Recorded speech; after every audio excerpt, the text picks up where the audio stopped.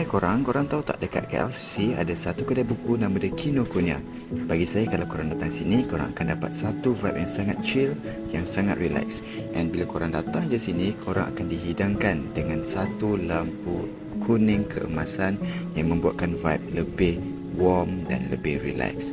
Oh, by the way, lupa nak bagi tahu, dekat sini juga ada coffee club. Korang boleh lepak santai sambil layan view KLCC Park.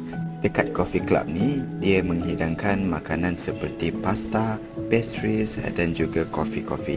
Saya perasan orang yang datang sini akan lepak, buat kerja atau chit-chat sikit. Tapi tak bising pun.